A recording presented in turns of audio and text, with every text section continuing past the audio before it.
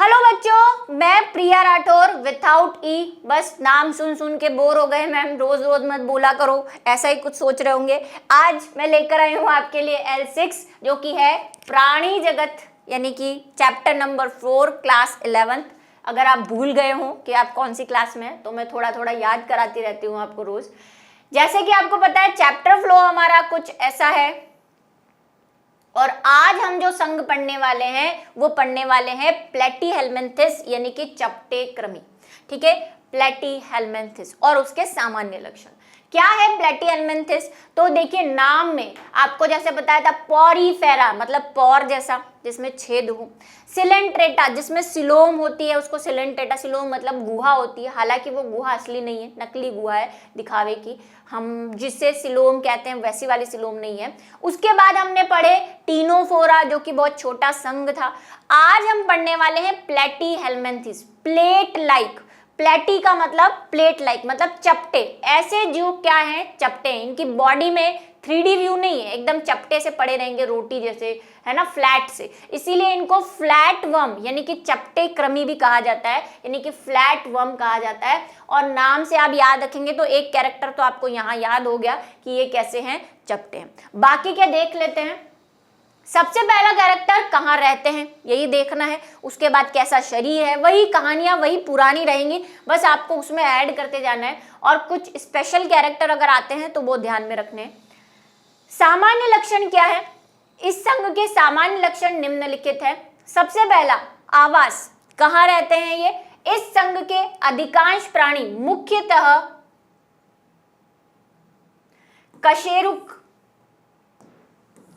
कशेरुकीय यानी कि वर्टिब्रेट्स यानी कि कॉर्डेट्स, क्योंकि आप एक संघ कॉर्डेटा पढ़ेंगे सबसे लास्ट में जो सबसे एडवांस है, जिसमें आभ भी आते हैं, तो ये आपके लिए भी है कि जंतुओं में परजीवी यानी कि पैरासाइट्स की फॉर्म में रहते हैं, मतलब उनका खून चूसते हैं। जैसा कि मैंने कहा मैं आपका चूसती हूँ रोज आकर, वैसे ये भी क्या करते हैं, आपका खून चूसते हैं, लेकिन मैं आपको बता बता के चिल्ला चिल्ला के खून चूसती हूँ, और ये जो है साइलेंटली खून चूसते रहते हैं।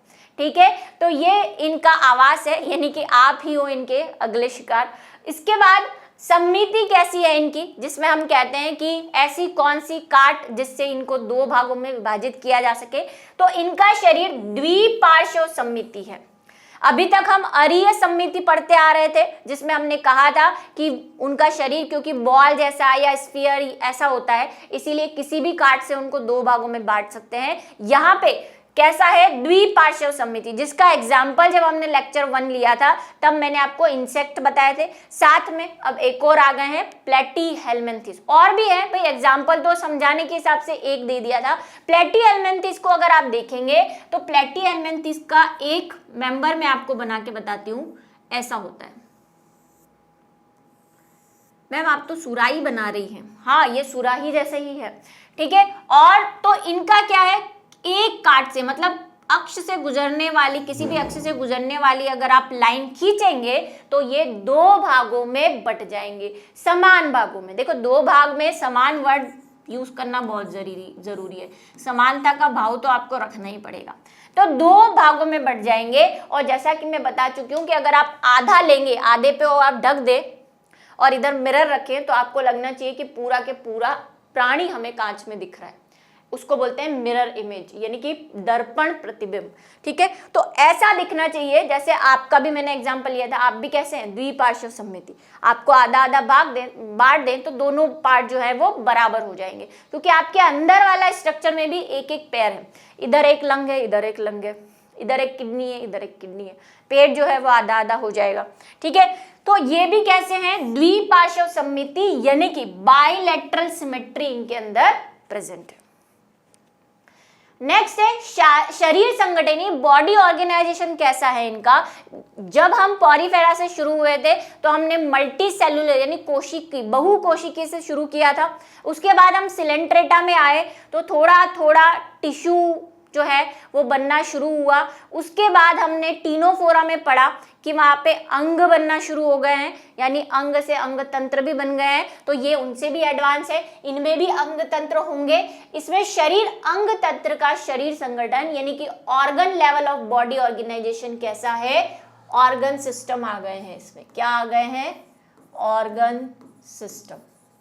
मतलब ऑर्गन तो है ही, ठीक है, लेकिन उन्होंने सारे 1 से 2 अंग मिलकर क्या बनाते हैं, अंग तंत्र बनाते हैं। ये सब हम पहले डिस्कस कर चुके हैं।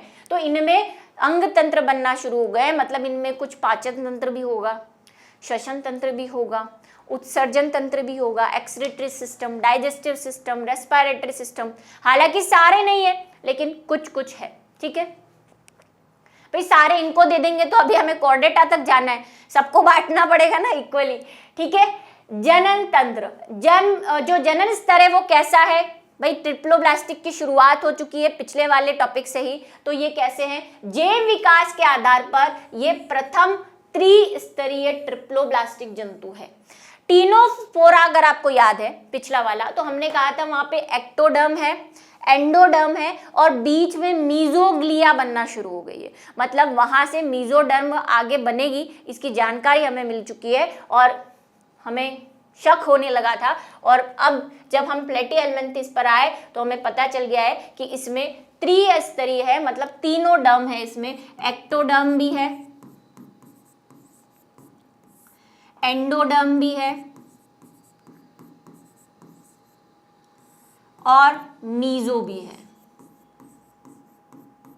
बस अब ये चलता रहेगा कारनामा 3 डर्म का, ठीक है। और सभी क्या करते हैं, इनका क्या काम है, ये हम फर्स्ट लेक्चर में पढ़ चुके हैं कि ये तीनों डर्म्स यानी कि तीनों चर्म मिलकर अलग अलग अंगों और कोशिकाओं का निर्माण करती है। जैसे एक्टोडर्म बाहरी त्वचा का निर्माण कर देती है ना, सब जंतुओं में अलग अलग करती है। जैसे मनुष्य में एंडोडर्म की अगर हम बात करें तो आंतरिक अंगों, और मीजोडर्म भी कुछ आंतरिक अंगों का विकास करती है, मसल्स का निर्माण करती है पेशियों का मनुष्य के अंदर। ऐसे इनमें भी क्या करेगी, कोशिका और अंगों का। किनका निर्माण करती है, ये आपके लेवल के ऊपर की बात है, ग्रेजुएशन में पढ़ना है। ग्रेजुएशन में या इससे हायर क्लास में आप जाएंगे, 12th में तो नहीं है, उसके बाद अगर आप पढ़ते हैं तो आपको हर एक एनिमल का ये सब कुछ पढ़ना है। अभी एनिमल बताएंगे, जैसे आपको हमने पहले एग्जाम्पल दिए कि पॉरीफेरा में साइकोन है ना, टीनोफोरा है। तो सबके बारे में आपको डिटेल पढ़ना है कि इन एनिमल्स में, 4-5 एनिमल्स के बारे में भी पढ़ना पड़ेगा कि उनमें क्या क्या वेरिएशन है। अभी हमें सिर्फ शॉर्ट यानी ब्रीफ में पढ़ना है और उतना ही मैं आपको पढ़ा रही हूँ क्लास 11th के हिसाब से। थोड़ा सा हम वही कंपटीशन के हिसाब से कभी कभी बता देते हैं एक्स्ट्रा। चलिए, शरीर प्रकार क्या है, तो शरीर प्रकार इनका ऐसा है कि ये चपटे क्रमी है, ये हम बोल चुके हैं, फ्लैट है ये बिल्कुल रोटी की तरह, तवे की तरह। सभी का शरीर खंड विहीन है, ठीक है, शरीर में कोई खंडन नहीं है, पूरी की पूरी बॉडी बाहर से और अंदर से एक है। लेकिन वही हमारे प्यारे अपवाद भाई साहब हर जगह आते हैं, तो यहाँ पे अपवाद नोट कर लीजिए आप। एक्सेप्शन है आपके सेस्टोडा वर्ग के प्राणी। देखो कई जगह सेस्टोडा भी लिखा हो सकता है, सिस्टोडा, तो घबराने की जरूरत नहीं है। हालांकि इसकी स्पेलिंग CE ही है, ई लगा हुआ है इसमें, लेकिन वही सिस्टोडा हमने बचपन से पढ़ा, सिस्टोडा ही है। तो सिस्टोडा, कई आजकल बुक्स में सेस्टोडा भी लिखा होता है, वो डिपेंड करता है कौन राइटर है। सिस्टोडा का एक प्राणी का नाम बता देती हूँ मैं आपको, तो नाम याद रखना इजी हो जाएगा। देखो उसका नॉर्मल नेम तो है टैपवर्म। टैप समझते हैं, टैपवर्म होती है वो जो इंच टेप नापते हैं ना, कपड़े सिलवाने जाते हैं तो, है ना, लंबाई नापते हैं, तो वो इंच टेप को हम क्या बोलते हैं, टैप, क्योंकि वो टैप जैसी होती है। तो ये टैपवर्म है। इसका नाम क्या है, क्योंकि ये चपटा फीते जैसा, फीताक्रमी, हिंदी में नाम इसका फीता जक्रमी है। फीता उसी को कहते हैं, रिबन लाइक। तो फीताक्रमी, इंग्लिश में टैपवर्म, और साइंटिफिक नेम है इसका टीनिया सोलियम।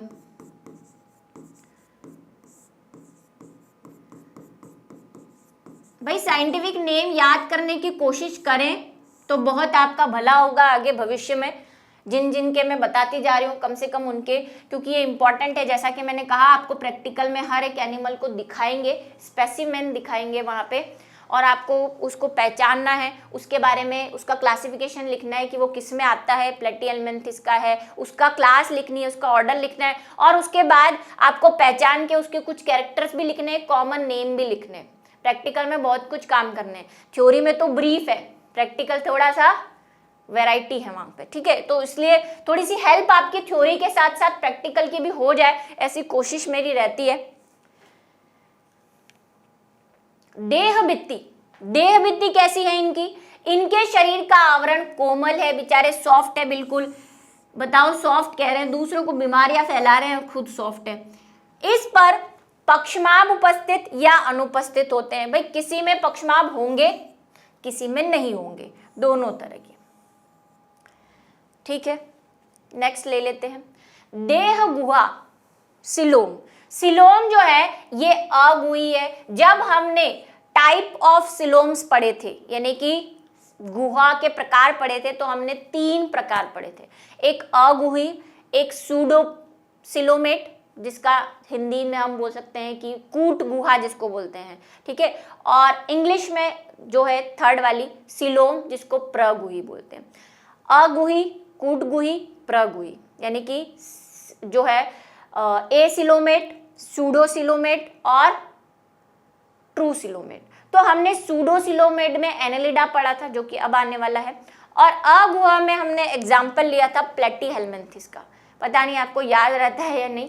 देखो चपटे हैं, सीधा सा याद करने की भी जरूरत नहीं है, चपटे हैं, कहाँ गुहा? गुहा का मतलब क्या है? अंदर कोई कैविटी है। भाई अगर एनिमल ही चपटा है तो उसके अंदर गुहा का कोई सवाल हो सकता है क्या? चपटे में क्या गुहा बनाएंगे? तो ये कैसे हैं? अगुही, यानी कि ए सिलोमेट है। क्या होती है इनमें? गुहा अनुपस्थित होती है, बिल्कुल चपटे, फ्लैट। इधर से देखोगे तो बस ये लाइन जैसे। अब इसके अंदर कहाँ गुहा बना दो? बना सकते हो क्या? जैसा कि मैंने बताया, एक तो कौन, ये क्या है जो मैंने बताया था, नाम बताया था क्या मैंने पीछे? ये जो है हमारा है लीवर फ्लूक, इंग्लिश में लीवर फ्लूक, हिंदी में यकृत कृमि। तीनों नाम याद करने पड़ेंगे। यही प्रॉब्लम थोड़ी सी हिंदी वालों को फेस करनी पड़ती है कि हिंदी में भी याद करना पड़ता है, इंग्लिश में भी याद करना पड़ता है, और साइंटिफिक नेम तो है ही। क्या नाम है इसका साइंटिफिक नेम? फैसियोला हिपेटिका। अभी लिखूंगी बाद में जब इसका फोटो आएगा, नहीं तो वो नाराज हो जाएगा, मेरा इंट्रोडक्शन करवाया ही नहीं आज मैम ने, ठीक है। पहले जो बनाया था। पाचन तंत्र कैसा है? तो भाई तंत्रों का विकास तो हो ही गया है, सारे तंत्र मंत्र झाड़ा फूकी चालू हो गई है इधर। तो डाइजेस्टिव सिस्टम जो है इनका सामान्य अपूर्ण है, मतलब इतना विकसित नहीं है जितना हमारा है, मतलब बहुत सारे एंजाइम्स है, कुछ भी खा लो गचड़ बचड़ पचा लेते हैं, वैसा वाला नहीं है इनका, थोड़ा सा गरीब है बेचारे, अपूर्ण है अभी। जबकि गुदा अनुपस्थित है। टीनोफोरा में भी हमने कहा था कि वहां पे एनस का विकास नहीं हुआ है, यानी कि गुदा नहीं बनी है, यहाँ पे भी नहीं। एक छेद जरूर है जहां से वेस्ट मटेरियल बाहर निकलता है, लेकिन प्रॉपरली जैसे कॉर्डेट्स में, यानी कि आप किसी एनिमल को, कुत्ता बिल्ली मनुष्य को लोगे तो वहाँ पे वेस्ट मटेरियल निकलने के लिए एक गुदा जैसा, जैसे कि डाइजेस्टिव सिस्टम है हमारा, है ना। हमारे डाइजेस्टिव सिस्टम में क्या है? डाइजेस्टिव सिस्टम है, फिर स्टमक है, मैं अभी रफ बना रही हूँ, ठीक है, फिर बड़ी आंत छोटी आंत है, और फिर लास्ट में एक ओपनिंग है, उसको हम क्या कह रहे हैं? गुदा कहते हैं। गुदा क्या होती है? जो सिर्फ पाचन तंत्र की ओपनिंग होती है उसको गुदा कहते हैं। इनमें पाचन तंत्र की कोई ओपनिंग नहीं है, पाचन तंत्र अपना काम करके सारा जो वेस्ट मटेरियल है वो बॉडी के अंदर छोड़ देता है। हमारे इसमें एक पर्टिकुलर पाचन तंत्र का एक तो ओपनिंग है, ऊपर मुख है, और साथ में नीचे उस वेस्ट को बाहर निकालने के लिए क्या है?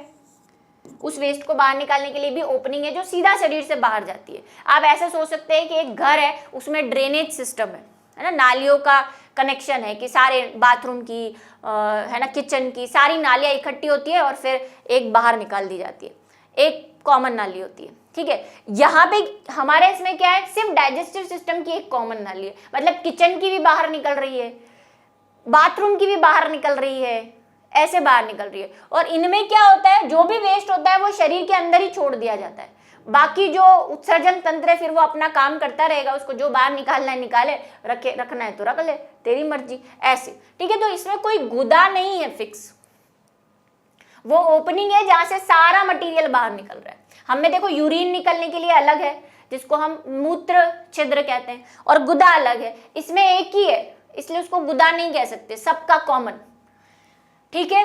फीताकृमि में पाचन तंत्र अनुपस्थित होता है। ये फीताकृमि जो मैंने अभी बताया टीनिया सोलियम, क्यों भाई इसमें पाचन तंत्र क्यों अनुपस्थित है? इसको पाचन करने की जरूरत ही नहीं है, ये रहता है लोगों के शरीरों में, है ना। और जो लोग खाना खाते हैं कौन कौन से, देखो ये कई जगह पे होता है, जरूरी नहीं है कि इंसानों में ये बीमारियां फैलाता है, ये भेड़ में, बकरी में, कुत्तों में, पिग में, है ना, सब में बीमारी फैलाता है।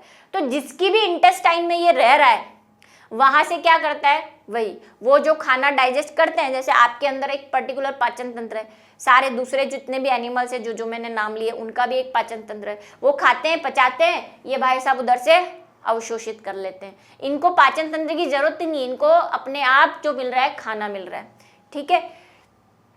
ऐसा होता है ना, कई लोग बोलते हैं बड़े आलसी होते हैं, बैठ जाते हैं, मम्मी पानी ला दो, मम्मी खाना ला दो, फिर रोटी खत्म हो गई, मम्मी सब्जी ला दो, रोटी ला दो, फिर मम्मी बोलेगी ज्यादा बोले तो चबा के भी मैं ही दे दूं, है ना, चबाने का काम भी क्यों कर रहा है, वो भी मैं चबा के तेरे को दे देती हूँ, है ना। ऐसा डायलॉग सुना है कभी किसी मम्मी से? मैंने सुना है, क्योंकि मैंने ही दिया है अपनी बेटी को, है ना, ठीक है। तो ऐसा हो सकता है कि ये वही है, इसको चबा के दे देते हैं हम कि ले तेरे को कोई काम नहीं करना है, तेरे को चबा के भी मैं ही दे देती हूँ, डाइजेशन भी मैं ही कर देती हूँ, तू खा ले बस।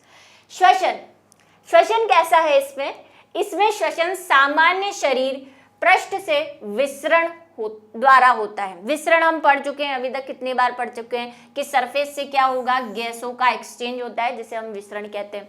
तो अभी तक विसरण ही चल रहा है, श्वसन तंत्र इनका विकसित नहीं है, ठीक है। उत्सर्जन तंत्र थोड़ा विकसित है, अभी कैसे थोड़ा वो देखते हैं।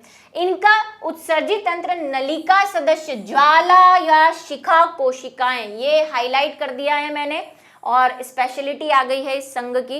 मैंने कहा हर संघ की कुछ स्पेशलिटी है, जैसे लास्ट हमने सिलेंट्रेटा में दंश कोशिकाएं पढ़ी, टीनोफोरा में जीव संदीप्ति पढ़ी, इनकी स्पेशलिटी है ये फ्लेम सेल्स यानी ज्वाला कोशिकाएं।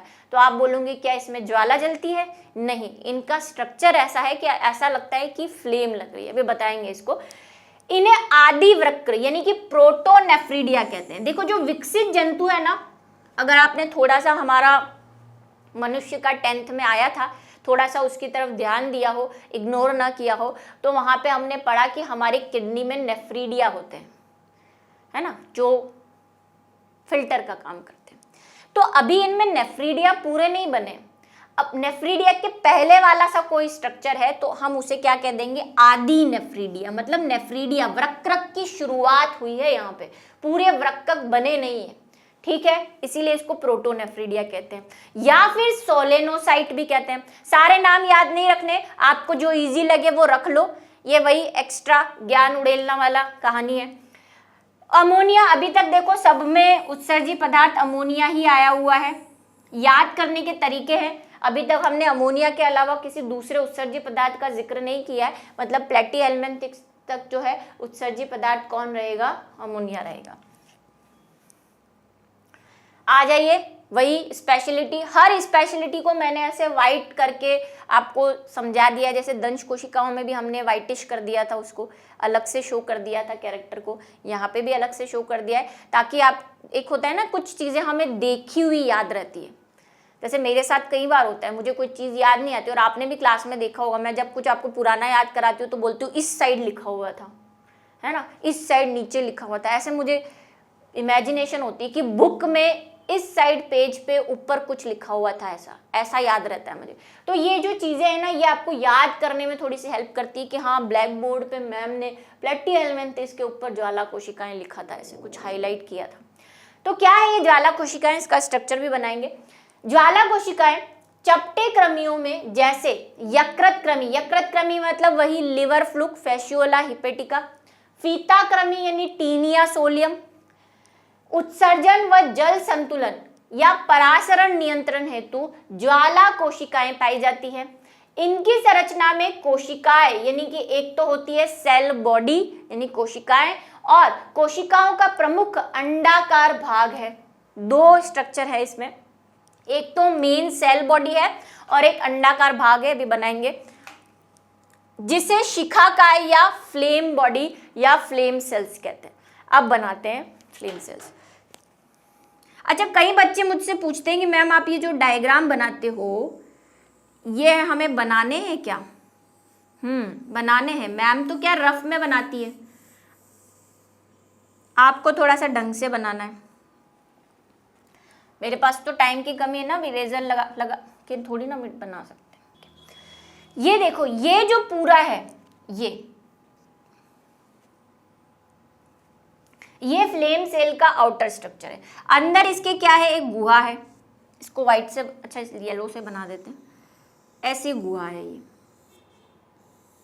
इस गुहा में यहां पर आधार काय है। आधार काय क्या होते हैं? क्लास 11th है ना। आधार काय क्लास 11th में पढ़ चुके हैं या नहीं? अब आएगा आधार काय तो, क्योंकि आपने आधार काय नहीं पढ़ा है अभी तक।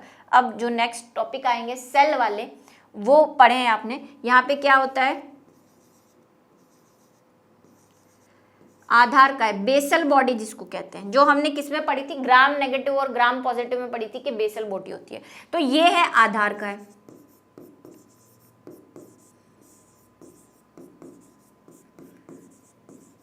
Basal body.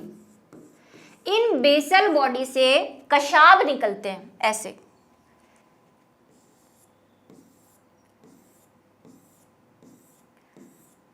ऐसे ये देखो, अब कोई चीज से अगर ऐसे कशाब निकले तो वो हिलते हुए दिखेंगे आपको, ऐसे ऐसे हिलते रहते हैं ये।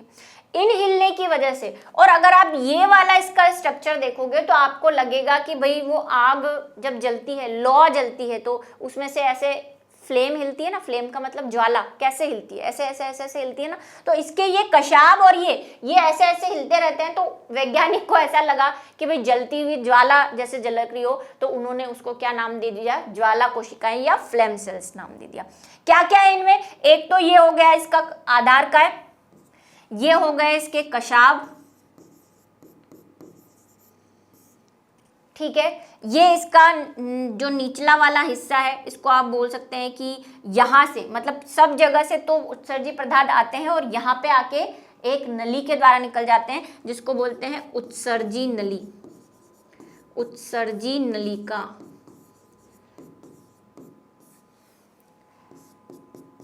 एक्सक्रीटरी ट्यूब, ठीक है। यहाँ पे क्या है, वही इसमें ये बना देती हूं मैं उत्सर्जी पदार्थ। जो उत्सर्जी पदार्थ है वो यहाँ कलेक्ट होंगे सारे।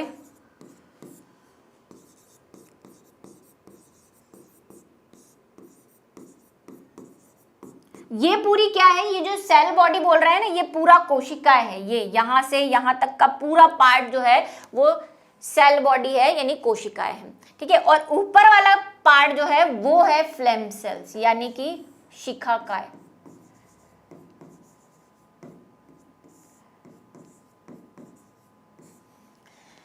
साथ में इसमें कुछ रिक्तिकाएं भी होंगी, क्योंकि एक कोशिका है तो भाई कोशिका की सारी चीजें होंगी। माइटोकॉन्ड्रिया, अंतःप्रद्रवी जालिका, कोशिका का ही रूपांतरित रूप है ये।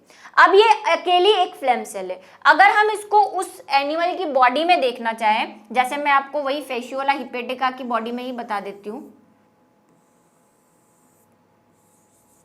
तो क्या होगी, ये ऐसे फैली होती है। मतलब एक मेन ट्यूब होगी,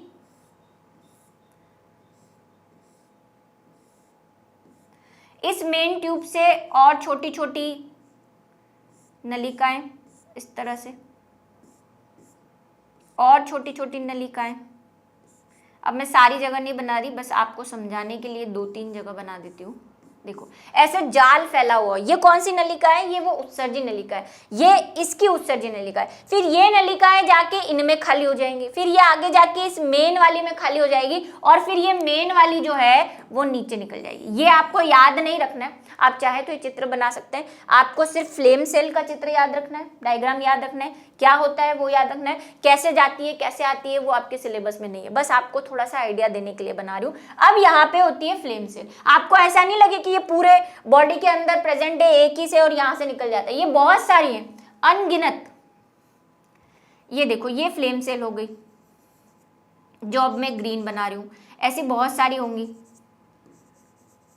तो इनका ये जो पार्ट है निचला वाला, ये यहाँ चला जाएगा, यहाँ से फिर यहाँ से मेन होते हुए बाहर निकल जाएगा। ये इसका जो है वो क्या रहेगा, अंतिम छिद्र रहेगा। इसका सारा वेस्ट मटेरियल, पाचन का भी, दूसरी चीजों का भी, उत्सर्जी का भी, सारा वेस्ट मटेरियल एक ही है, इसलिए इसमें कोई गुदा नहीं है, सिर्फ छिद्र है जिसको हम उत्सर्जी छिद्र भी कहते हैं। ठीक है, वैसे जो है अगर आप उत्सर्जी छिद्र देखेंगे तो फेशियोला हिपेटिका में यहाँ पे होता है, इस जगह पे, इस जगह पे होता है। अभी बताते हैं आपको, डायग्राम बताएंगे, इस जगह पे होता है एसिटोबुलम के पास में, वहां से सारा पदार्थ जो है वो बाहर निकलता है। चलिए नेक्स्ट, जनन कैसे होता है?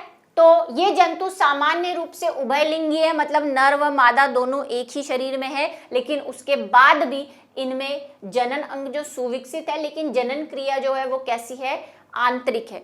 टीनोफोरा में हमने पढ़ा था कि वो मेल अपने जो स्पर्म है वो पानी में छोड़ देता है, फीमेल भी पानी में छोड़ देती है, बाहर मिलन होता है उनका। यहाँ पे आंतरिक से शुरुआत हो गई है, मतलब निषेचन कहाँ होगा? शरीर के अंदर ही होगा। क्योंकि नर व मादा एक ही शरीर में। अब देखो, क्रॉस भी हो सकता है और सेल्फ भी हो सकता है। जहां तक हम बात करते हैं तो इसमें क्रॉस वाला ही मिलेगा, मतलब पर निषेचन ही होगा।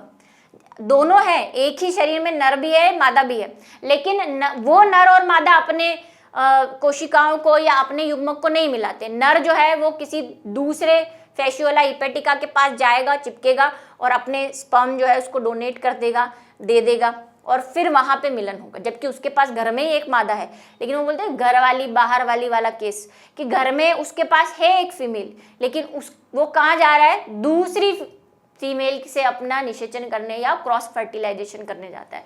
तो ये चीज होती है। इन जंतुओं में शुक्राणु में 2 पूंछ पाई जाती है। देखो, ये इतना इंटरेस्टिंग फैक्ट नहीं है, आप इसको इग्नोर भी कर सकते हो। प्राय इनमें परानिषेचन होता है, ये बात ध्यान रखनी है आपको कि क्रॉस फर्टिलाइजेशन देखने को मिलता है, परंतु फीताक्रमी, ये भाई हमेशा एक्सेप्शन में फीताक्रमी ही आएगा, स्वनिषेचन होता है। एक हमने एक्सेप्शन पढ़ा था कि सारे खंड विहीन है, मतलब खंडन नहीं है, लेकिन फीताक्रमी में खंडन है। एक और चीज, सब में क्रॉस है, मतलब सब बाहर वाली के पास जा रहे हैं। ये बेचारा अच्छा भला इंसान है, ये कहाँ रहेगा? अपने अंदर जो इसके साथ मादा रह रही है उसी से निषेचन करता है, अच्छा वाला इंसान है। हालांकि बीमारियां फैला रहा है, और जितना अच्छा मैंने अभी बोला उतनी ही गंदी गंदी बीमारियां ये फैलाता है, बहुत ही खतरनाक है। अगर एक बार आपके शरीर में चला गया तो जीवन भर इससे छुटकारा नहीं मिलेगा। अभी बताती हूँ इसकी खासियत, स्पेशलिटी बताते हैं अभी इसकी। परिवर्धन, एक या अधिक लार्वा अवस्थाएं पाई जाती हैं, जिसके कारण उपस्थिति के कारण अधिकतर चपटे कर्मियों का जीवन चक्र जटिल होता है। इनमें एक लार्वा नहीं है, एक प्रकार की स्पीशीज में। जैसे कि अगर हम लिवर फ्लूक की बात करें, ये लिवर फ्लूक है जो मैं अभी पत्ती जैसा बना रही थी ना, ये बहुत छोटा है, आपको इसमें हो सकता है बड़ा दिख रहा हो, आपके लिवर में भी रहता है। ये रहता है, मैंने सुअर यानी पिग है ना, शीप्स को ज़्यादा बीमारियां फैलाता है ये, और डॉग में रहता है, उनके लिवर के अंदर रहता है, इसलिए इसको लिवर फ्लूक कहते हैं, यानी कि यकृत कृमि कहते हैं। लिवर में रह के वहाँ पे सकिंग करता है, वहाँ खाना खाता है, फिर डिजीज फैलाता है। ठीक है, तो जैसे लिवर फ्लूक की अगर हम बात करें तो इसमें बहुत सारी लार्वा अवस्थाएं पाई जाती, एक नहीं पाई जाती। तो परिवर्धन कैसा है भाई? अप्रत्यक्ष है, अप्रत्यक्ष परिवर्धन है, क्योंकि लार्वा बन रहे हैं। अगर हम इसकी बात करें तो इसमें मेटासर्केरिया बनता है, मेटासर्केरिया, सर्केरिया,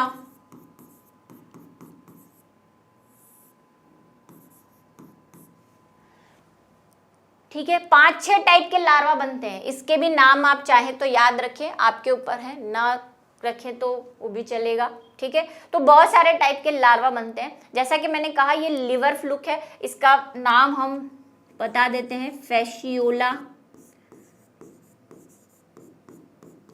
या फेसियोला हिपेटिका। हिंदी में क्योंकि सी लिखा होता है, स्पेलिंग के हिसाब से हम फेशियोला बोलते हैं उसको, फेसियोला हिपेटिका।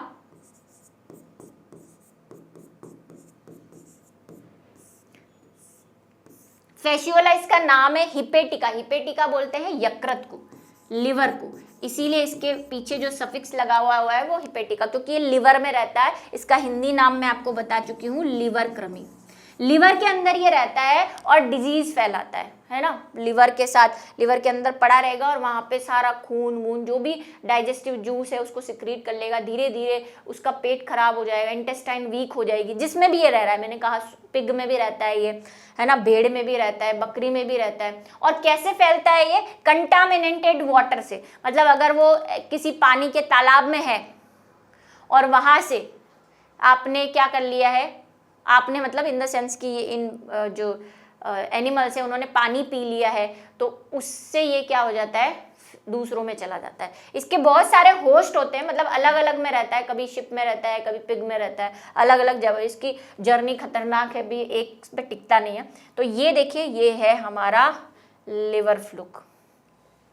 आपके एनसीईआरटी में जो डायग्राम बना है वो कुछ ऐसा है, बता देती हूँ, जो मैं बनाती आ रही हूँ इतने टाइम से।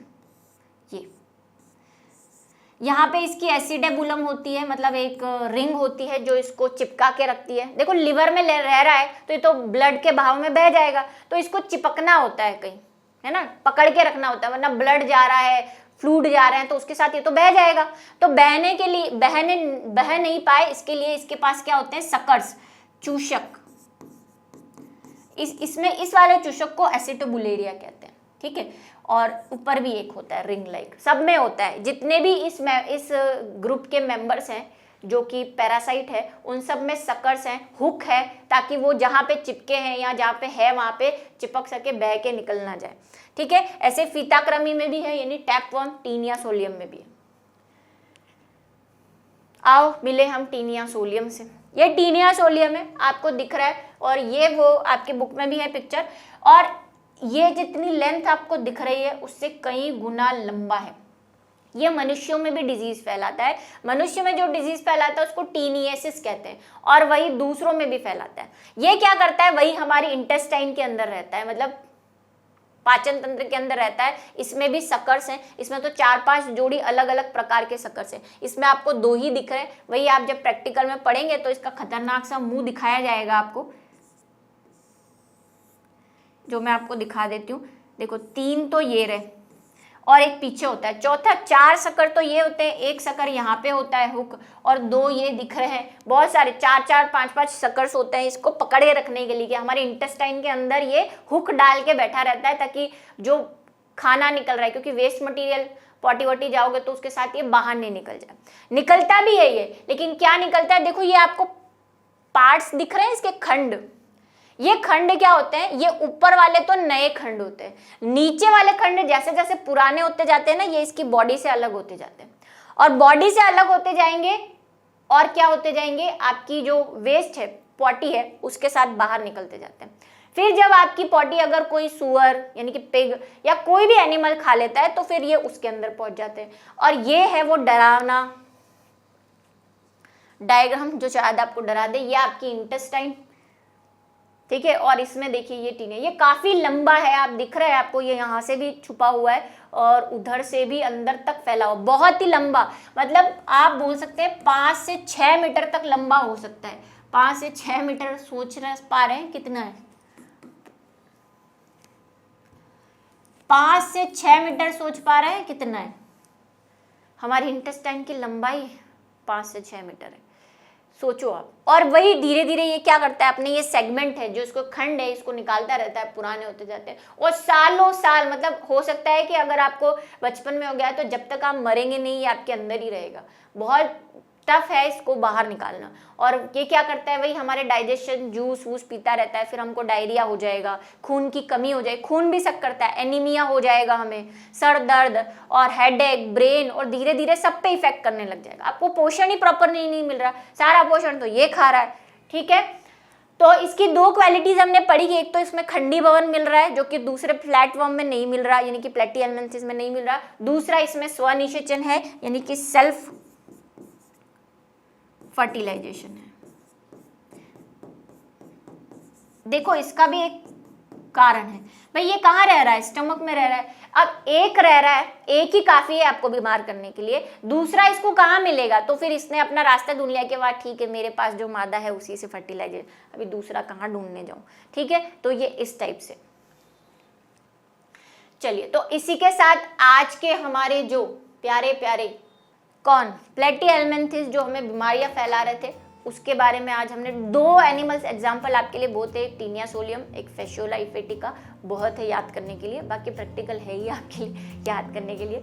तो आज का हमारा जो लेक्चर है वो यहाँ पे ख़त्म होता है, और साथ ही प्लेटीहेल्मिन्थेस। नेक्स्ट वीडियो में हम पढ़ेंगे जो हमारे एस्केहेल्मिन्थेस के बाद के जो मेंबर हैं उनको पढ़ने की कोशिश करेंगे कि उनमें क्या खासियत है। तब तक के लिए इंतज़ार कीजिए, क्योंकि एनिमल किंगडम अभी